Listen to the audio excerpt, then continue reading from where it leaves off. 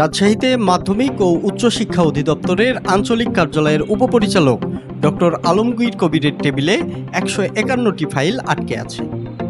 ঘুষের জন্য তিনি ফাইলগুলো অগ্রগামী না করে আটকে রেখেছেন বলে অভিযোগ। এসব ফাইল নির্ধারিত সময়ের মধ্যে ঢাকায় পাঠানো হয়নি।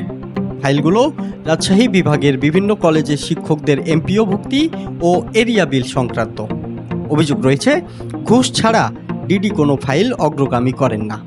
দুর্নীতি দমন কমিশন এ বিষয়ে অভিযোগ পেয়ে মঙ্গলবার তার দপ্তরে অভিযান চালিয়েছে। গত 10 মার্চ দুদকের হটলাইনে অভিযোগ যায় যে ডিডি আলমগীর কবির ঘুষ ছাড়া কোনো ফাইল অনুমোদন করেন না। এমপিও ভুক্তি ও বদলির ক্ষেত্রে তিনি লাখ লাখ টাকা আদায় করেন। অভিযোগে বলা হয়, তিনি মোট 183টি ফাইল আটকে রেখে ঘুষ দাবি করছেন। এ অভিযোগের ভিত্তিতে দুদকের সমন্বিত জেলা কার্যালয়ের সহকারী পরিচালক ইসমাইল হোসেনের নেতৃত্বে একটি টিম মঙ্গলবার দুপুরে মাউশির আঞ্চলিক কার্যালয়ে অভিযান চালায়। দুদক দল দেখতে পায় 151টি ফাইল আলমগীর কবিরের টেবিলে পড়ে আছে।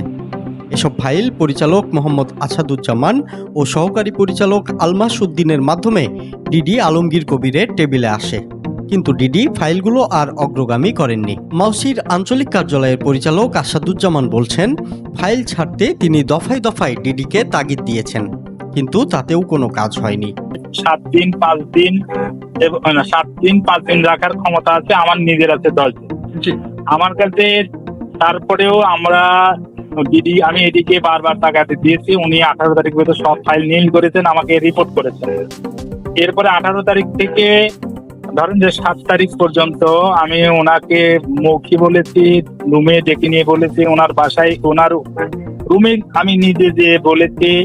তারপরে আমি হোয়াটসঅ্যাপে মেসেজও দিয়েছি যে আপনি যে করে হোক, সামনে ঈদ আছে, অনেকেরই টাকা দরকার, ঈদ আসছে, রমজান, টাকা পাচ্ছে না, এমনিতে 2 মাস বেতন বন্ধ, আপনাদের ফাইলগুলো ছাড়ে। উনি আমাকে এই বলার পরে কয়েকদিন ধরে সকালে ফাইল ছেড়েছেন, যেগুলো আমার ইয়ার ভিতরে ছিল, যে অ্যাপ্রুভ করার সময়ের ভিতর ছিল, সেগুলো গিয়েছে। এবং সর্বশেষ 23টা ফাইল উনি সেন্ড করার পরে ফরওয়ার্ড করার পরে দিয়েছেন, সেগুলো আমার ফাইলে, তাও আমি অ্যাপ্রুভ করে রেখে দিয়েছি। গেল ডিসেম্বরে রাজশাহীর পবা উপজেলার ডাঙ্গেরহাট মহিলা ডিগ্রি কলেজের অধ্যক্ষ আসলাম আলী মাউশির আঞ্চলিক পরিচালকের সঙ্গে দেখা করে অভিযোগ করেন, ডিডির টেবিলে তার কলেজের 43 জন শিক্ষক কর্মচারীর 90 লাখ টাকা এরিয়া বিলের ফাইল আটকে আছে। এই ফাইল অনুমোদন করাতে এক নারী তাকে ফোন করে টাকা চেয়েছিলেন। পরিচালক বলছেন, এমন অভিযোগ এখনো পাচ্ছেন তিনি। কিন্তু না, মাঝখান থেকে আমার কাছে ওই ধরনের কথা আছে যে স্যার আমাদের ফাইলগুলো অনেক জায়গায় আটকে রয়েছে। কেউ কেউ বলে স্যার আমাদেরকে ছাত্রদের ফোন দেয়, সেই ফোন নাম্বার গুলো আমাকে দেয়, কিন্তু সেই ছাত্রদের নম্বর গুলো আমরা খুঁজে পাই না, তাকেও বুঝি না। এইরকম হয়, তখন আমি ওনাদেরকে অনুরোধ করেই বলছিলাম, দেখেন ঈদের আগে এরকম অবস্থা।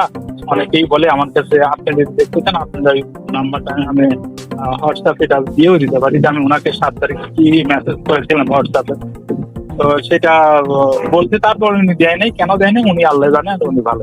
ডিডি আলমগীর কবির সমাজ বিজ্ঞান বিভাগের সহযোগী অধ্যাপক। মাউশির রাজশাহীর উপপরিচালক হিসেবে 2023 সালের সেপ্টেম্বর মাসে তিনি প্রথম যোগদান করেছিলেন। তারপর তার বিরুদ্ধে অনিয়ম করে এমপিও দেওয়ার অভিযোগ উঠেছিল। অভিযোগের তদন্ত চলাকালে তাকে কুষ্টিয়া সরকারি কলেজে স্ট্যান্ড রিলিজ করা হয়, কিন্তু তিনি আবারও মাউশির আঞ্চলিক কার্যালয়ে ফিরতে মরিয়া হয়ে উঠেছিলেন।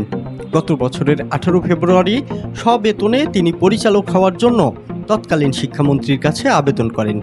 তার আবেদনে সুপারিশ করেন তৎকালীন শিক্ষামন্ত্রী মহিবুল হাসান চৌধুরী। এতে তিনি সচিবকে লেখেন, শূন্য পদ সাপেক্ষে পদায়নের ব্যবস্থা নিন, কিন্তু কাম্য যোগ্যতা না থাকায় তিনি পরিচালক হতে পারেননি।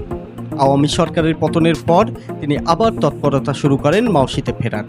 ফলে দুর্নীতির অভিযোগে বদলির 5 মাস 7 দিনের মাথায় গত 18 নভেম্বর তাকে মাউশির আঞ্চলিক কার্যালয়ে ডিডি হিসেবে পদায়ন করা হয়।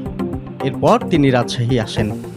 এসেই আবার অনিয়মে জড়ানোর বিষয়ে দুদক টিমের কাছে আলমগীর কবির দাবি করেন, অসুস্থতার কারণে এবং 3 দিন সার্ভার ডাউন থাকায় তিনি এবারের সব ফাইল ছাড়তে পারেননি।